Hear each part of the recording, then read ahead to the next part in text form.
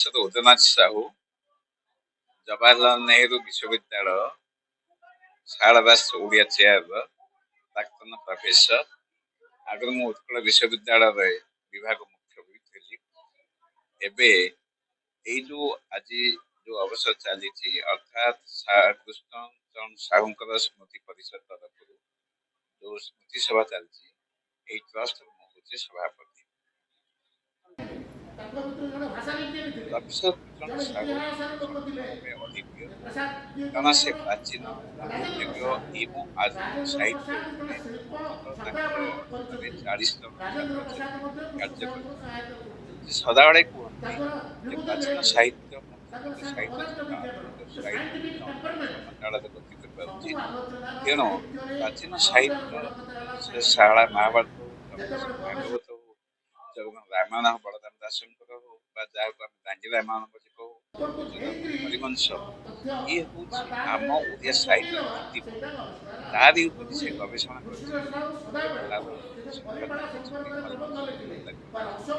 ଶାରଳା ମହାଭାରତ ତାର ଆଦି ପର୍ବ ଏବଂ ସଂକ୍ରାନ୍ତି ଏବଂ ତାଙ୍କର ଜଗନ୍ନାଥ ରାମାୟଣ ମଧ୍ୟ ସେ ସମ୍ପାଦନା କରିଛନ୍ତି। ଯାହା ମୁଁ କହୁଥିଲି, ସେତେବେଳେ ଜଗନ୍ନାଥ ରାମାୟଣକୁ ନେଇ ସମ୍ପାଦନା କରୁଥିବା ପ୍ରଥମ ସାହୁ ତାଙ୍କର 70,000 ଟଙ୍କାରେ ଜମି ବିକ୍ରି କରି ତାକୁ ମଧ୍ୟ ସମ୍ପାଦିତ କରିଛନ୍ତି ଏବଂ ଛପେଇଥିଲେ ମଧ୍ୟ।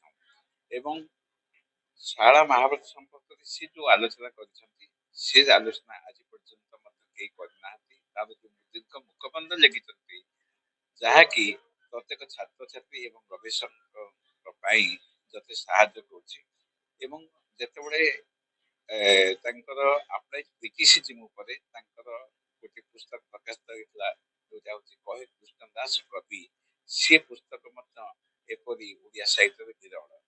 ତେଣୁ ପ୍ରଫେସର କୃଷ୍ଣଚରଣ ସାହୁ ଜଣେ ଆଲୋଚକ, ଜଣେ ସମାଲୋଚକ, ଜଣେ ଛାତ୍ରବତ୍ସଳ ଶିକ୍ଷକ ହିସାବରେ ସର୍ବଜନ ବିଦିତ।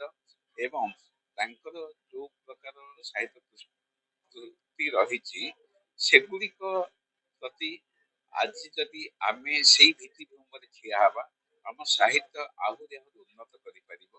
ଏବଂ ଆଜି ତାଙ୍କର ଶାରଳା ମହାଭାରତ ହଉ, ଚଣ୍ଡୀ ପୁରାଣ ହଉ, ବିଚିତ୍ର ରାମାୟଣ ହଉ, ରୁଦ୍ରସେନା ନିଧି ହଉ, ଯୋଉ ଗ୍ରନ୍ଥ ଗୁଡ଼ିକ ସେ ସମ୍ପାଦନା କରିଥିଲେ, ତାର ଇଂରାଜୀ ପ୍ରକାଶନ ମୁଁ ମଧ୍ୟ ଜବାହରଲାଲ ନେହେରୁ ବିଶ୍ୱବିଦ୍ୟାଳୟ କରିଛି। ଯାହା ଫଳରେ ଆଜି ଶାରଳା ଦାସଙ୍କ କୃତି ହଉ ବା ଆମର ଓଡ଼ିଆ ସାହିତ୍ୟ ହଉ, ସମଗ୍ର ବିଶ୍ୱରେ ଆଜି ପରିଚିତ ହେଇପାରିଛି।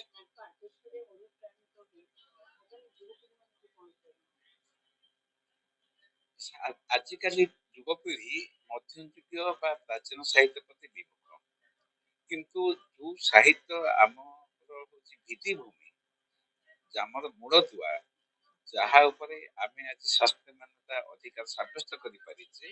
କାରଣ ଓଡ଼ିଆ ସାହିତ୍ୟର ହଉଛି 4ଟି ସ୍ତମ୍ଭ।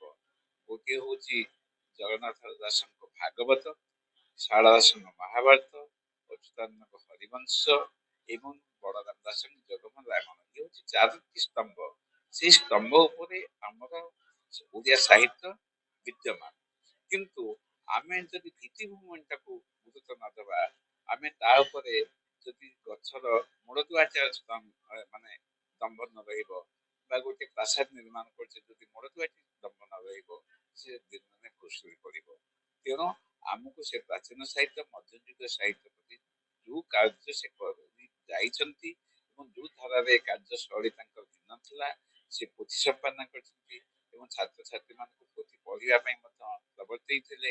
ତେଣୁ ସେ ସମୟକୁ ଆମେ ପୁଣି ଫେରିବା, ଯାହା ଫଳରେ ଆମର ଯୋଉ ପ୍ରାଚୀନ ପୋଥି ରହିଛି, ସିଏ ହଉଛି ଓଡ଼ିଆ ସାହିତ୍ୟର ମାନେ ପ୍ରକୃତରେ ସିଏ ହଉଛି ଗନ୍ତାଘର ଏବଂ ସିଏ ସେଥିପାଇଁ ଆମେ ଗର୍ବ କରୁ।